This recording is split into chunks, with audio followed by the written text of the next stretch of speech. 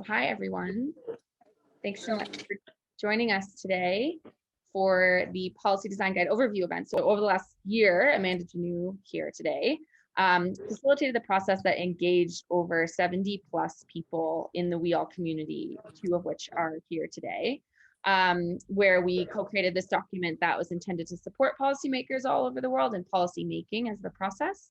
And we're hoping that you leave the session today feeling a bit of agency in creating an economic system that works for people on the planet. Like, it doesn't have to just be from the top down, but we all have a role to play in creating this. So Amanda is the knowledge and policy lead at WEAll. She's the main author of the guide and the woman who sort of pulled this entire initiative together, like going for membership, initiating these meetings, writing the guide itself. And so she's invited 2 contributors of the guide with her today, Malin and Gemma, and I will introduce them once before they speak so that you can have a fresh knowing of who they are. But for now, I'll just kick it over to Amanda. The process of the session today is that Amanda will give a presentation about 25 minutes, and then I'll introduce Malin and I'll introduce Gemma. Each of them will speak for a short bit about their experience in developing the guide and their work and how that relates to the policy design guide. And then we'll have an open Q&A where we can ask the panel questions about their experiences in developing well-being economies in their local contexts. So with that said, thank you all so much for joining us today. And over to you, Amanda. Excellent. Well, so wonderful to see all of you here. Good morning, afternoon, or maybe evening to some of you as well. So I'm really excited to be able to present on the Policy Design Guide today. As Isabel mentioned, this was very much a joint effort. It was a lot of time and thinking and engagement by the WEAll community, and just been so grateful by also the WEAll community's reception and support of this. So I'm excited to have some time to dive into this for you today as well. With the short sort of overview presentation, we won't be able to get into every single detail of the guide, but what I want to give you is a bit of a flavor and an understanding of the major aims, the kinds of processes, and the ways in which you can utilize this guide in your communities to help build a well-being economy. And so before we sort of dive into the guide itself, I think it's important to take a step back and think a little bit about the context as well, to understand the well-being economy movement, what it's trying to achieve, and how this guide works in service of accelerating this transformation from our current economic system to a well-being economic system. And so I really have always loved this quote by Albert Einstein, where he says, "Perfection of means and confusion of ends seems to characterize our age." So meaning that we tend to focus so much on perfecting systems and tools and approaches that we sort of forget what the purpose of those tools or methods were in the first place. And I think that there is no area where this confusion is more evident than when it comes to the economy. And so what is the economy, right? When we speak about the economy, we often hear about GDP growth rates or stock market fluctuations or income levels. And these kinds of indicators or ideas tend to present the economy as a very abstract kind of wealth generating machine that's beyond our control. But the reality is that we are the economy, right? It's just the way that we describe the systems that we use to produce and provide for one another. And the way that we produce and provide for one another is ultimately, the aim of it is to improve our quality of life, right? But for decades, we've really focused a lot on generating wealth and boosting GDP as if that were the purpose of the economy, right? As if it were the means and ends in and of itself. And as a result, we've gotten quite good at it, right? We've come to perfect the means. So we now have generated at this point around $700 trillion or $400 trillion in global wealth, right? This is about $70,000 per person for every adult living in the world right now. But the problem is that something about the way that we're generating this wealth and distributing it is not leading to improvements in our quality of life, and is actually leaving many of us worse off. Our current economic system has been designed in order to consolidate more and more wealth into the hands of fewer and fewer people. And so right now we have 8 people owning as much wealth as half of humanity. And we've been hearing a lot about billionaires, right, in the context of the pandemic. And one of the things I like to share is, in order to understand how much money $1 billion is, if we think about 1,000,000 seconds, it's about 11 days. If we talk about 1 billion seconds, that's 32 years. Yeah. And so $1 billion is so much money. Yeah. Like there shouldn't be a billionaire. And so this level and this grotesque sort of inequality that is being generated in our system is leading to incredible amounts of alienation and social disruption and senses of unfairness in this system. Furthermore, our current economic system is actively destroying our planet and our home. It is threatening our very survival as a species.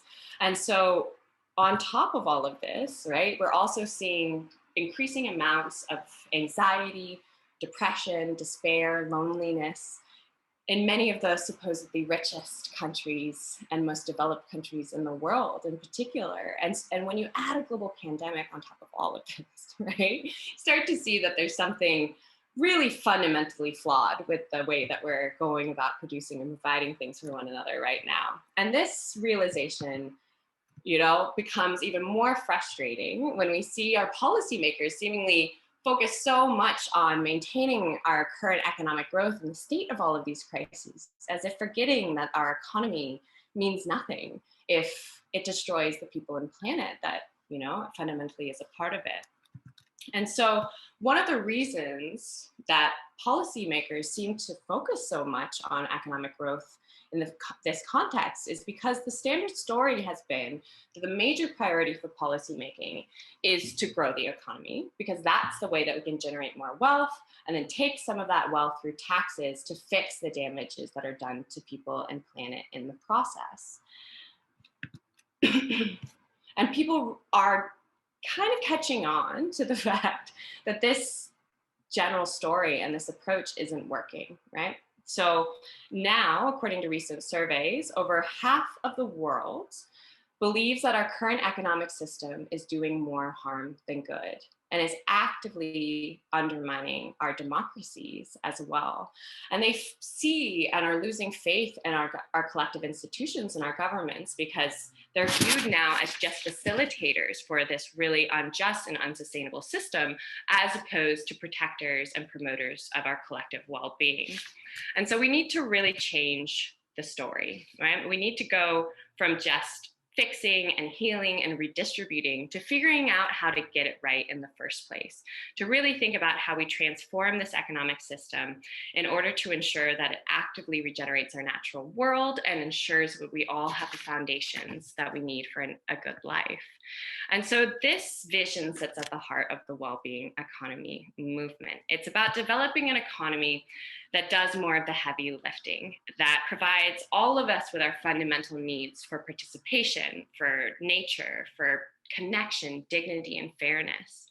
And around the world, the well-being economy movement comes under a lot of different banners. So, such as inclusive and sustainable development, or circular economy, regenerative economy, donut economics, and so many more. But what all of these movements and ideas have in common is a recognition that people and planet are not here to serve the economy. The economy is here to serve us. And we all have a role and the power to actively transform our economic system and to build a well-being economy that delivers social justice on a healthy planet. So all of that sounds great, right? So the question is, how do we actually get there? How do we go about building an economic system that really works in service of people and planet? And this was the question that was really at the heart of why we wanted to develop this policy design guide. So throughout this guide, you'll find a lot of quotes from the members who contributed to its development. And I think that this quote by Till really perfectly encapsulates the motivation for this guide. So he says, the flaws with mainstream economics and GDP are now well documented. But what is needed is a practical guide on how to build a well-being economy and how to organize this transition in a democratic and participatory way. Such a guide can help to institutionalize these processes and give tools to policymakers that really present the well-being economy as a feasible alternative. And so with this ambition in mind, we got to work, and in the beginning, we spent a lot of time really discussing and exploring what kind of principles need to underpin a policy design for a well-being economy. And I won't go into all of the principles right now, but I do want to highlight a few of them, which I feel are quite important for understanding why the guide is structured in the way it is, and why we've highlighted certain kinds of content and approaches relative to others. So the first principle is one of a contextual approach. So I think that one of the most damaging aspects of contemporary economics has been this one-size-fits-all assumption that across all space and time, economies work the same way, because this has facilitated processes of cultural homogenization, of disempowerment, and really inappropriate policies in a lot of communities around the world. And so, because once we recognize that the way that we produce and provide for one another is influenced by our geography, our politics, our history, our resources, our cultures, and so much more, then we realize that the shape and form of our economies and of well-being economies will be different, and the journey to get there will be different as well. And so this is a really important principle, because the way that we've structured this guide, we aim to be practical without being overly prescriptive in order to ensure that we provide space for a wide diversity of approaches. The second principle I want to focus on is the one that I think really sits at the heart of this guide, and that's participation. So the best way to find really innovative strategies and ideas is to engage with a wide range of people and perspectives. And participation is important not only because you'll end up with more just and inclusive outcomes, but also because the very act of participating itself is so important for our well-being.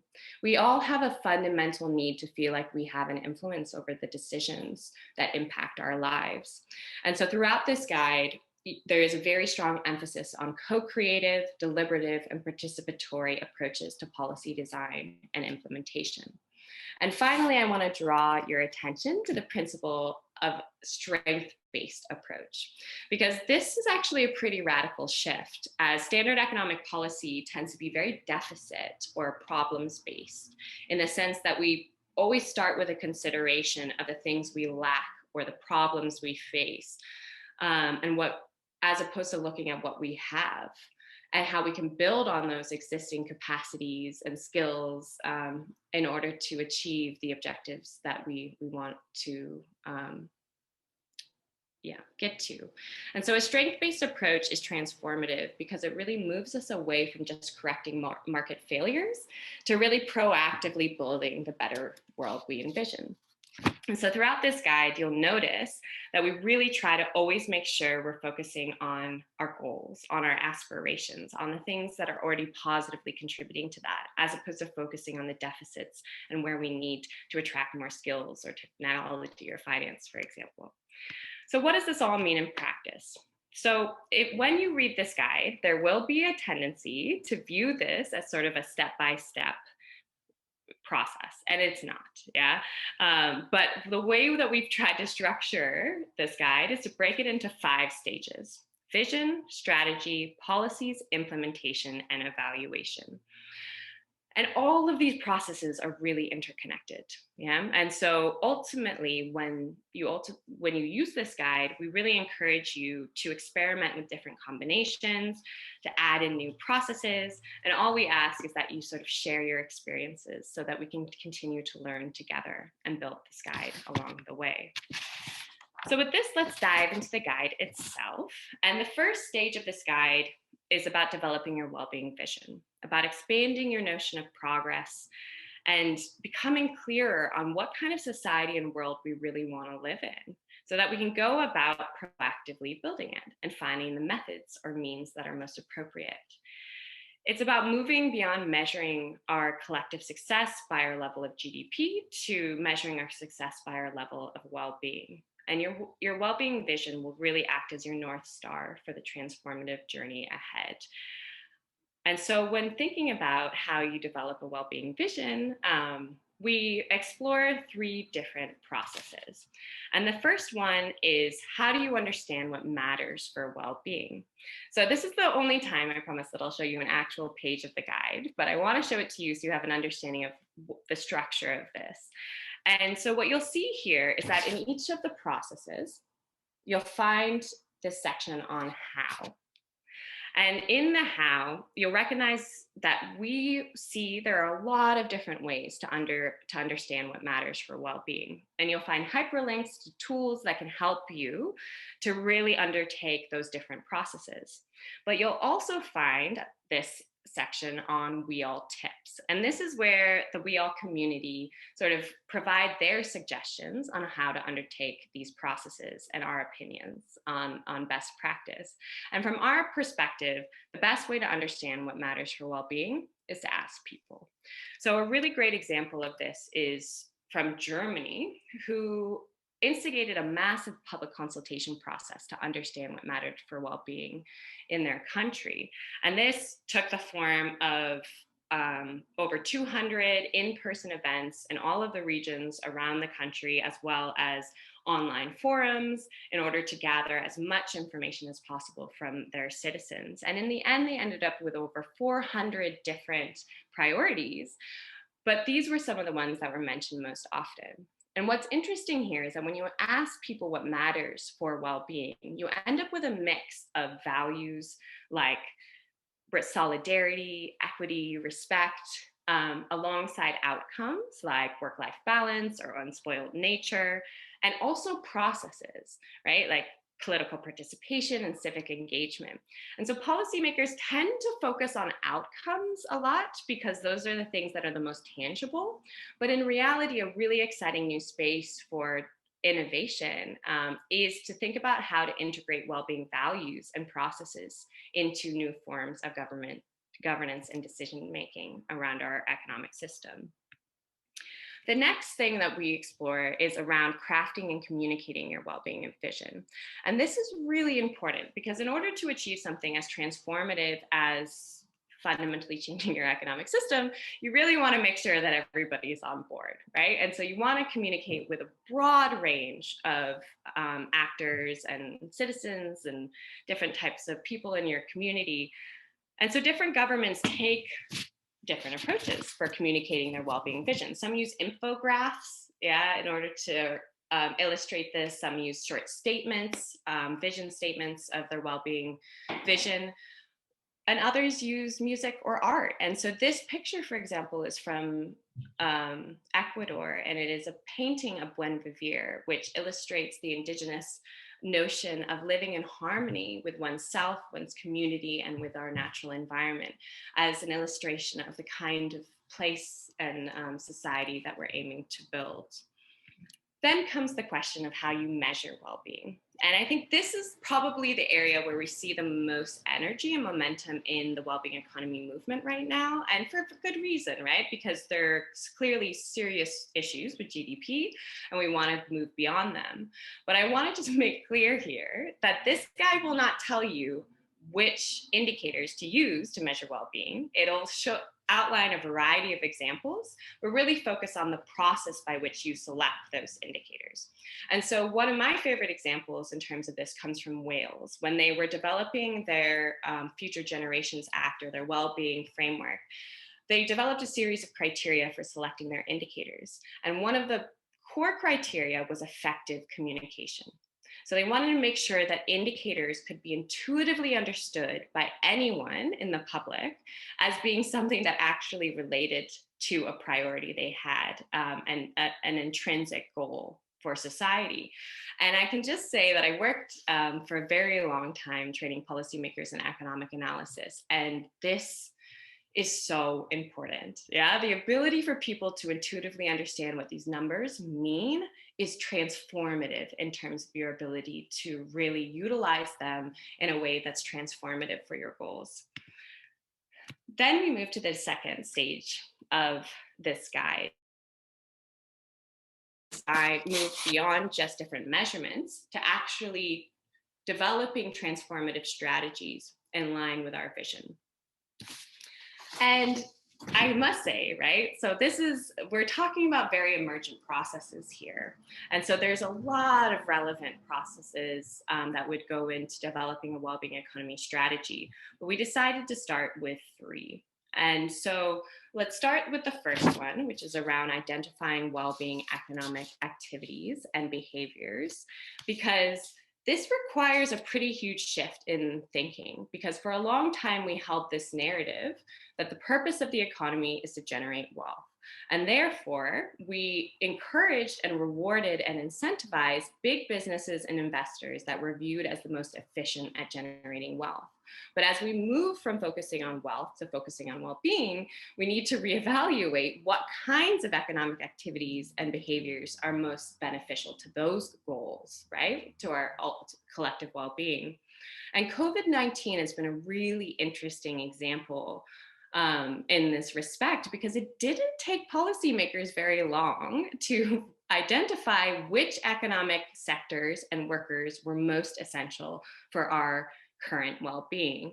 And so around the world, there were slight variations, but there were some similarities in terms of recognizing that healthcare workers, teachers, farmers, grocery clerks, government agencies, for example, were all really essential for our society, right? But these are also the workers who are often paid the least money. And so we recognize with these COVID-19 classifications, the disconnect between the kinds of economic activities that are important for our well-being and the ones that are being most actively rewarded and encouraged in our society.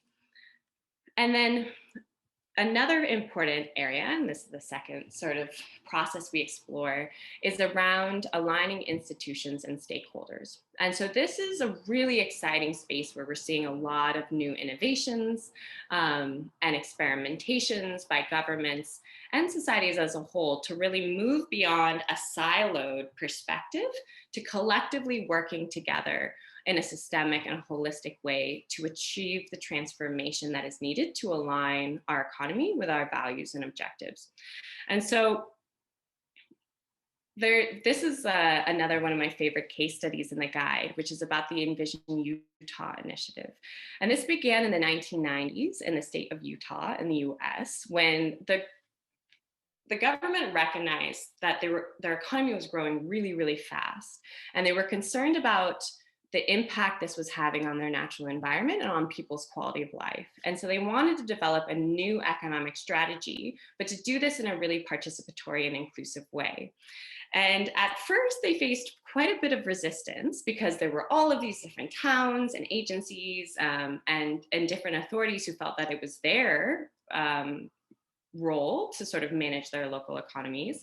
And there were also still a lot of people who held this paternalistic assumption that they knew what people needed, right? And it's best not to get citizens involved in something as technical as economic planning.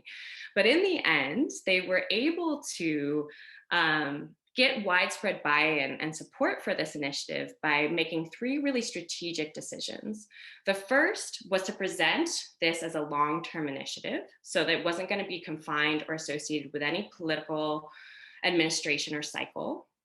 They framed it as visioning rather than planning, so that it was not constrained to a very narrow, technically sort of managed process.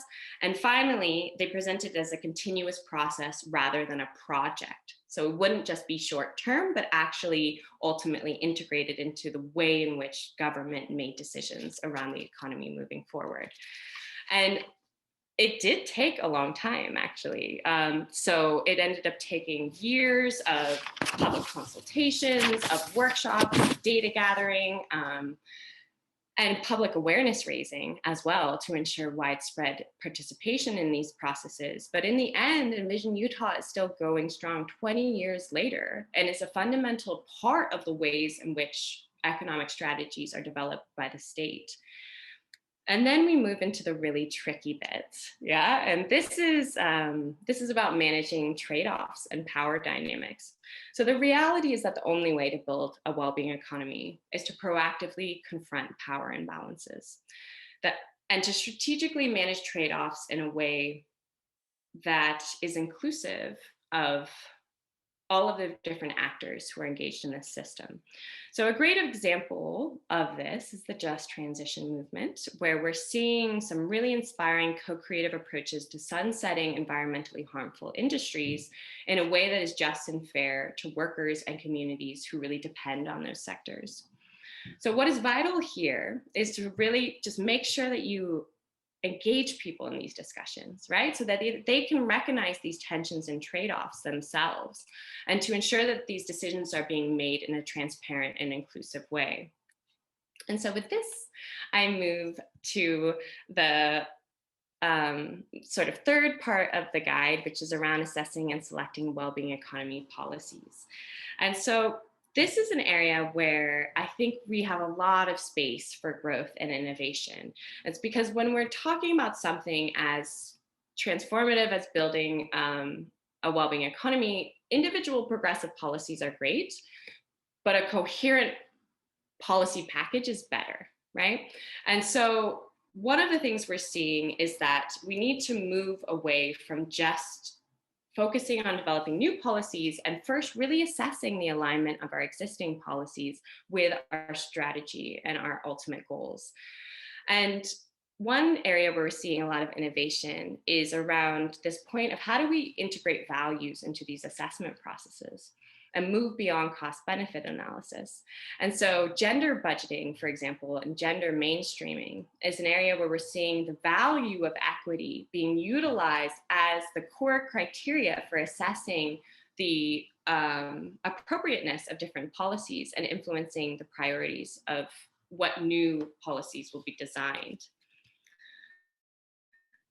And then once you have sort of an assessment of and a realignment of your existing policies, this is when you go about also co-creating new well-being economy policies. So, I mean, if you haven't picked up on it yet, obviously, this whole guide has a lot of emphasis on participation.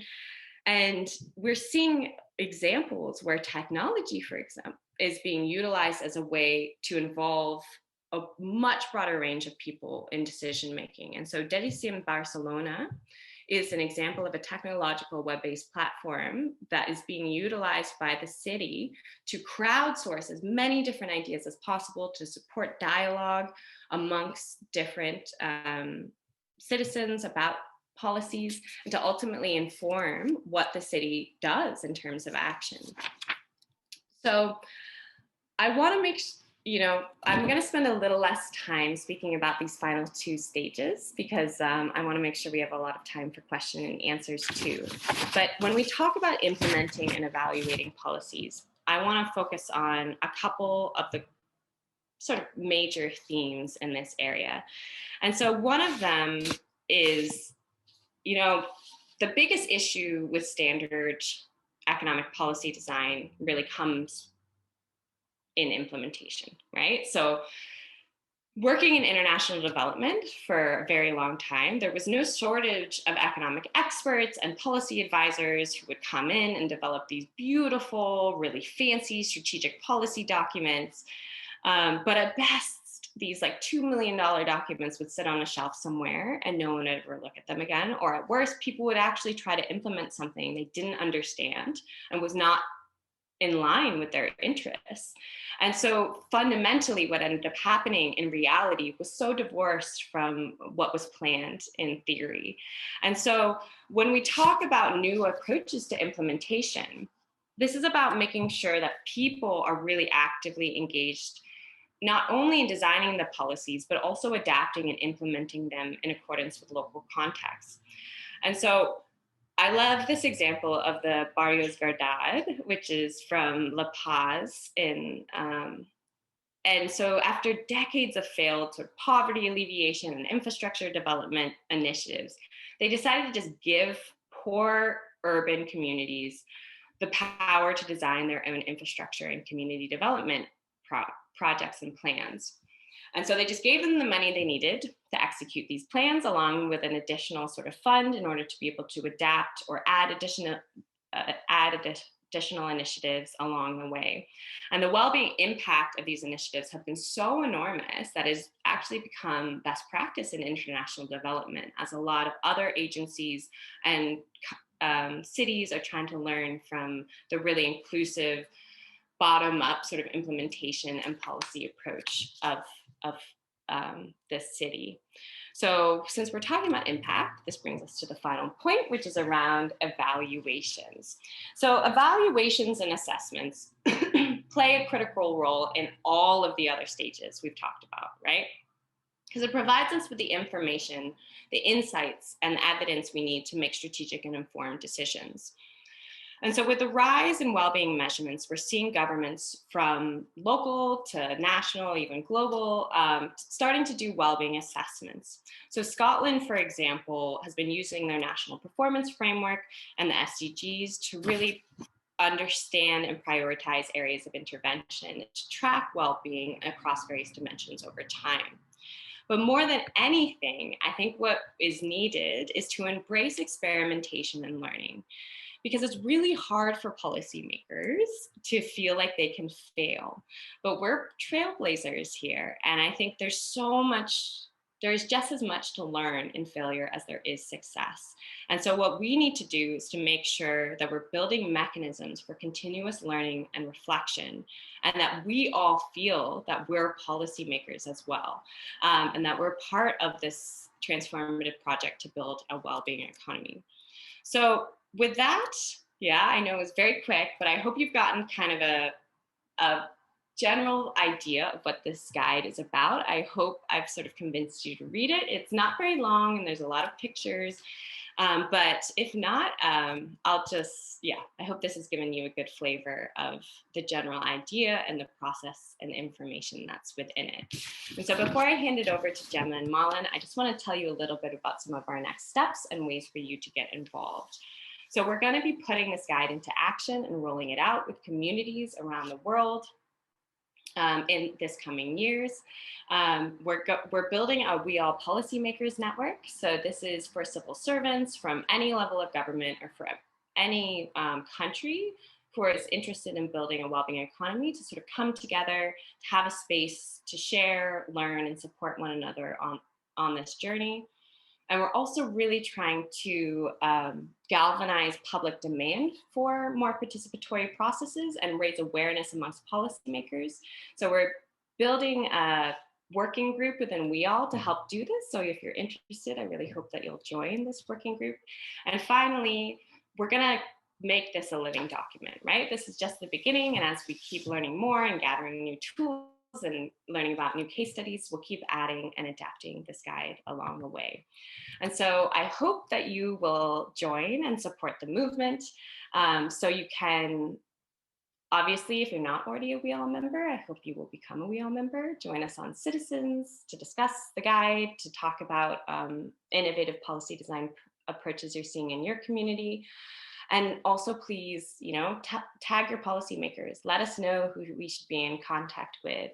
And last, but certainly not least, use the guide, instigate these processes in your communities, and tell us about your experiences. All right, so with that, I'll thank you very much for listening, and I'll hand it back over. Thanks so much, Amanda. That was lovely, and I hope you all learned so many things. So next, I'm going to introduce Malin Leth, who is an idea generation specialist and a zero waste expert. She has a great podcast. She's passionate about amplifying the co-creation that's needed to reach sustainable change, and primarily working toward market transformation of a circular economy in Sweden. She's the co-host of the Love Zero Waste podcast, and the co-creator of the Zero Waste Challenge in the D-Stir app and the Method Kit for Sustainable Organizations. So with that, Malin, I'm going to pass over to you. Wonderful. Thank you so much. So I would like to start to talk about both what excites me about the guide and also like a concrete example of implementation, which actually symbolizes how much we can learn from being open and iterating throughout the process of testing these different types of participatory initiatives. So what excites me the most about the guide is the execution that have been driven by local actors, institutions, and communities. And it could, of course, seem difficult to know how to support these or even where to start. But as Amanda also mentioned in the presentation, there are many examples of effective local action taken already that serves as inspiration from national level to local level. So some examples, they include providing the tools and resources that we need for implementation, but some of them also includes like, how could we develop communication networks and help to serve this knowledge sharing that's so important throughout the process. So the example that I would like to share with you today is a brave example of testing and learning that's in Sweden. It's a participatory project that includes both budgeting, but also the development of creative industries in a rural area in the north of Sweden, which makes actually the citizens having the power to influence the business development. And at least from my experience for participatory initiatives that includes budgeting, this is actually the first time that I've seen an implementation that's not focused on commons or other shared resources, but on business development with a specific target on sustainable growth and business climate. In making sure that business have a societal license to operate, including stakeholders in the development process, is very interesting. And that was actually the target for the local government that supported this initiative. So I've been interviewing the process leaders involved in this project on how they have tested it and iterated it from the learnings for the last 3 years. So right now they're in the middle of making an evaluation, a very massive evaluation for preparing the next year's round, because they are always learning a lot from involving with different stakeholders. And when I presented the guide to them, the first thing that they said that was that we've just realized that it's not just about opening the door for citizens to participate, but the tools and resources are just as important for effective and just implementation. And this is so true. And I felt like they will actually plan the common processes for the next years of implementation from the guide. So also from the guide, but also from the evaluation, they are collaborating with agencies at the national level for sharing their lessons learned across local governments, specifically then for business development. So I wanted to share this example with you, and I hope that you understand that this is an iterative process. As implemented organizations, we need to stay brave and to try and to learn from whatever we are understanding throughout the process. Thank you so much. Thank you so much. Very interesting. And then before we go into our Q&A, Gemma, I'm going to pass over to you. So Gemma Bone-Dodds is a Mission Lab Research Fellow at UCL Institute for Innovation and Public Purpose, as well as the Director of All In Agency. She's a Senior Fellow of the Finance Innovation Lab and a Trustee of WEAll Scotland. She did her PhD in Finance and Systems Change, looking specifically at responses to the 2008-2009 banking crisis. Has a lot to share, and I will pass over to you. Thank you, Gemma. Thanks, Isabel. So I just want to say a few reflections on what it takes for policymakers to actually use this guide. So when Amanda gave a great presentation and then she's like, here are 5 steps, but you don't necessarily follow them in order and you've got to figure that out yourselves. I could almost hear, you know, just through the sort of Wi-Fi waves, some people going, wait, what? No, hang on. Like, because we're so used to in the, you know, in the public sector particularly, but in organizations of getting, say, like, you can easily pay a lot of money to get someone from the Big Four to say, here's your process, like go through each one of these steps. What we're really saying in this guide is, like, we've got to stop doing that. There's no cookie cutter approach that will automatically apply in all situations and all times. So what do we need to do instead? We need to get better at a number of like core kind of competencies is what I would call them, the policy making like skills attitudes that we need for the future. I've seen some of you on this call who are recognized, and I know that some of you have this stuff already. You have parts of this, but we have to much more consciously understand, like, how can we get better at this? How can we understand collaboration? And to understand collaboration, we have to understand power. We have to understand power dynamics within organizations, between your boss, between people in different departments to you, between different organizations, between, you know, the state and citizens, between the state and, you know, community groups versus citizens who aren't those kind of active, engaged people. Like, there is so much that we have to understand to really truly work in like a fair way with all of those types of groups. Like, collaboration is hard, like, it's difficult. True collaboration is difficult, and true participation is difficult, but it's possible, and it's done all the time, right? At the same time, it's not impossible. It happens all the time, but it needs to be thought about. We need to up our skills and improvise and sort of and try out different approaches to see what works in different situations. And you know, it's about being brave as a policymaker. A lot of what this is asking is for you to be braver, to not just accept how things have always been done, but to question and say, okay, what's the need here? What's the opportunity to do something that will get us to a different place that our normal procedures and processes normally take us? Like, so like, how can you look for spaces and places to open out those discussions? How can you train yourself, right? There's so much resource on the internet from like participatory thinkers. Like, if you Google the art of hosting and like look at different people in there, like Chris Corrigan and like others who talk about working in complexity and working in participation, like there's loads of videos online where you can learn and get into like these different frameworks to just give you different approaches and angles to understand the world and the context that you're working with. If you're somebody on this call who holds some resource and purse strings, like, participation needs to be resourced. It needs to, like, if it's important, then it has to be important in terms of what you do. So if you can free up some purse strings to let your staff get a bit of training, like, perfect, that will really, really help so much.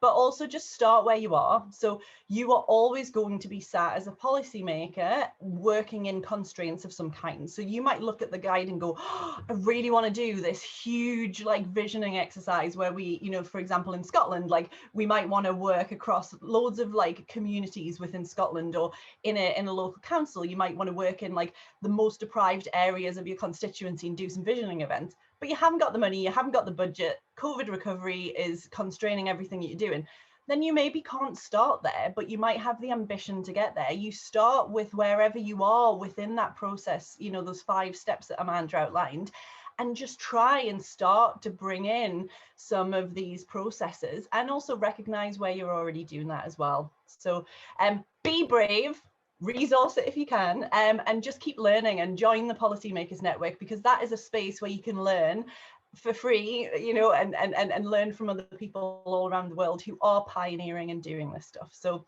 that's me, and we'll get onto the Q&A. Thanks so much, Gemma.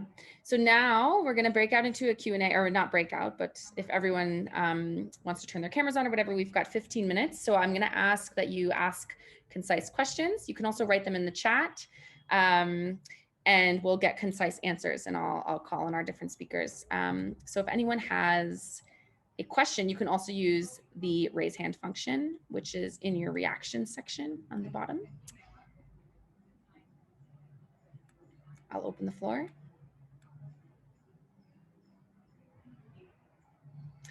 Go ahead, Mark. Thanks, Isabel. There's brilliant stuff in here. What I'm asking concisely is that there's a kind of sense that this is a gradual process that we move through. There is this problematic given the urgency of the situation that we're in, and also the kind of fundamental mindset shifts. So I saw Gemma had Jason Hickel's new book, Less is More, in a room. We're not specifically talking about degrowth, and we're not talking about anti-capitalism, which I think is essential. So, you know, there are fundamental things about a well-being economy which mean breaking from the mindsets that we have now. And to me, there's no avoiding that. And I think sometimes a lot of what we do is we don't want to scare the horses, but I think the horses need to be scared. So that's my question is about, this is important work, but there's something missing here about just being honest about the changes, the fundamental changes need to happen. Yeah, go ahead, Gemma. I'm going to pass that on to you. Yeah, great. I'm just seeing as my biggest reference, and like, yeah, like for sure, Mark, like and this is where, so like what I'm saying is we're all in constraints. Depending on the situation you're in, you can't necessarily just go hammer and tongs for that. If you can, and if you're brave enough, and if you can do that, like personalities kind of come into there and passion. But I think this is where true participatory processes like can really open that stuff up. There's a great little project in Glasgow that was just a community level project called the Govanhill Community Bank, and they started off just taking this like framework of like kind of like an anti-capitalist type framework about understanding that the economy is much more than what we give it, than what we recognize it for. But they did this process right in the heart of Govanhill with bringing people in, and they just provoked all these massive conversations in their community about the need for like really quite large scale change. And so that was like an art-based kind of community thing. So they maybe had a freedom that like, say a local authority might not be able to just come out and like talk about degrowth, but a local authority could host conversations about degrowth. They could ask people to come in. They could start asking like, you know, if growth isn't serving our communities, then what is? Like there are, you know, so I very much think we should be having all those conversations for sure. And if you can be bold, like please be as bold as you want, like that's not what I'm saying, but just whilst recognizing some of the constraints and where people are at. Some people can be more radical and some have to be a bit more kind of conservative, but I encourage everybody to move across to being a bit more radical, because that is the reality of the economic, the ecological and the social sort of crises in which we find ourselves. So it is really important to remind ourselves of that. So thank you, Gemma. Amanda or Malin, do you want to add anything on that? Yeah, I just sort of wanted to add as well that it's very true that there's extreme urgency here, right? But I would also say that in reading history, imposing things on people is not the best way to achieve the goals you want to achieve. Yeah, like it leads to a total breakdown in societies, right? And so I think the point is that you can actually achieve fairly radical transformative change, but through participatory and people-driven efforts. But one of the major ones is actually the psychological barrier we have right now, which is a belief that any other system would be a worse system. Yeah, so I think this is a major issue that we face, especially with the environmental crisis, that people feel like if we are to deal with the environmental crisis, then our lives are going to be terrible because we won't have the same stuff we have and we won't have the same freedoms, or which is why this sort of strength-based, positive-based approach, I think, is quite transformative, because you focus on the existing economic activities and behaviors that you see as really beneficial, and then you focus on fostering those. So you see that already you are a positive agent of change in this space, and there will be support for you and those aspects of the society to grow. And so that vision becomes something which is, oh, this other system is going to be better, not worse, right? And so I do think it's somehow moving away again from that sort of deficit challenge-based mindset to a more, sort of strength-based, abundance, whatever sort of mindset you want to use, so that we can see a well-being economy as something positive and not just reactive. Thank you, Amanda. We have a question in the chat, and I'm not sure if this was answered, but maybe, we can expand a bit. So Margaret writes that we have some businesses in Southwest Wales who want to take this on, but are not sure what to do first. Do you have any suggestions? Maybe Malin, if I don't know how comfortable you feel answering that, but maybe you want to start. I can start. Yeah, thank you. I think it's a common question. I got it when I helped 100 small medium enterprises in Sweden to start to make the transition. Like we have been talking about path dependency, or being dependent upon the path that we have been creating since history. But how do we actually create the path for the well-being economy? So to know from where to start, then I would say start with asking your stakeholders, what would be the most urgent thing to do? That would be brave, but it would be very insightful. I don't know if Gemma or Amanda, do you have anything more to add to that? I've popped the business of wellbeing guide in the chat, which Lisa's also done, and that was something that one of our colleagues at WEAll, Michael, co-wrote. And in Scotland, it was really interesting. Like WEAll Scotland have been working with Remarkable, who are a business support organisation who reached out to us during COVID because they wanted to try and really embed wellbeing into the support offer that they give businesses, and to really understand what those kind of bigger seismic shifts are for Scottish businesses in terms of contributing to the creation of a wellbeing economy. And so I was just looking on the website to see if there's anything up there yet, but basically, like with WEAll Scotland, we work together with them to sort of train their staff, to talk them through like systems change methodologies, to talk them through some of the sort of the knowledge and things about a wellbeing economy, so that they then will go and support businesses onwards and forwards. And there is a WEAll hub in Wales, if you, unless Margot, if that's where you're from, apologies, but you know, there might be something similar that could happen there with businesses as well. So just to flag that up. Thank you so much, Gemma. I'm putting a bunch of links in the chat. So we've got 7 minutes left. We can do a couple other questions, and then we're going to leave like the last 2 minutes of just moving forward how we can engage. We're going to go to Peter's question, which is, can you identify significant corporate actors operating globally where there's been a meaningful engagement with the wellbeing economy transition? Who wants to take this one? I'll ask another one as well, just so we can couple them if no one has an immediate answer. We have a question about, I'm interested in your views on single figure measures of social progress. In one of the slides, Amanda presented a graph with GDP and GPI. Why do you think GPI has not been as successful as GDP? And are we ready now for example proposed by Carnegie, gross domestic well-being? Yes, I'm go ahead, briefly Gemma. coming on that one because my old flatmate and who I did my PhD with, he did his whole PhD on dismantling the UK Conservative government's wellbeing statistics and indicators.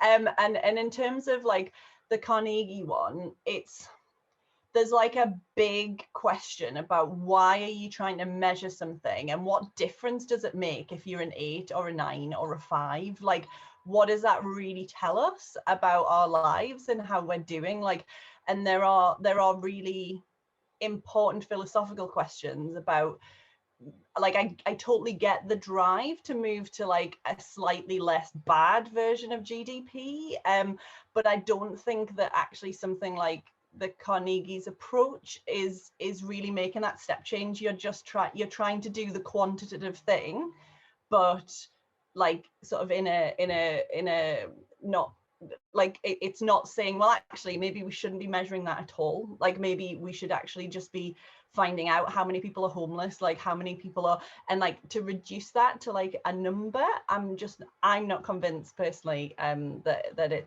it's a great step forward, but I understand the drive behind it as well. And Carnegie are great, like I love them, but yeah, why are we measuring it and why are we presenting it in that way? Like, how does it help us actually create the difference? So it might be that means and ends thing there that's kind of, yeah, getting caught up. Yeah, I just want to do a quick promotion also. I just put it in the chat. So one of our members, Rutger, wrote a really great briefing paper on this topic, which is on measuring well-being. So from our perspective, to be honest with you, we're an umbrella organization and we very strategically don't say say that this indicator is better than that one. I mean, one of the things that Rutger recognizes is we now have over 1,000 alternative GDP measurement systems. The issue is that they're not really leading to different kinds of decision making and strategy design in the way that we would hope for them to. So his big argument, like, it's kind of, he wants to build more like harmonized global system. My point is more so that I think the challenge is not in the indicators, it's in dealing with multidimensional complexity. Yeah. So it's easier when you just have a single indicator that focuses on production. Yeah. Like, and how much we're producing. But once you have like much more complex multidimensional indicators, whether or not that's a single index or a dashboard or whatever, you face an issue of how you make decisions amongst those different dimensions, right? And so this is where we need new approaches, right? We need new decision-making tools. We need more innovations in this space to help determine how, like, what is that process by which we decide amongst those various dimensions. But yeah, check out the paper. It's really good to just put a plug there. Yeah, so thank you all so much. We have a WEAll members call that's happening right after this. So I'm going to put that Zoom link in the chat and you should go hop on there and make it a WEAll day. In terms of following up and next steps, so I just put 2 forms in the chat. So there's one that's an engagement. We're wanting to build a working group to help disseminate the guide. So if you're interested in that, or you know of anyone that would be interested in that, please fill that out. We also have a policy makers network, like specific group that's meeting on the 6th. It's invite only, so you have to be a policymaker. And then we'll have a policy influencers event coming up in June. So there's many ways to get engaged with this work. Definitely tag your policymakers on socials so that it's in front of their faces. Am I missing anything, Amanda, before we close out? No, so you'll see in that side where that form where you can join the working group, which is going to really help to try to like focus on building public demand for this, getting this, like these ideas in the hands of policymakers, that kind of work. There's also a spokesperson training. So what, like, this guide is ours. Yeah, it's all of ours. And we want to make sure that all of you feel confident communicating on it, presenting on it, answering questions about it. So if you're interested in, joining our spokesperson training, that's going to be on May 18th. And so you can sign up for that as well. So there's quite a number of different ways. And if you have other ideas, of initiatives related to this process, these ideas, then please don't hesitate to reach out. And I'd love to connect with you all.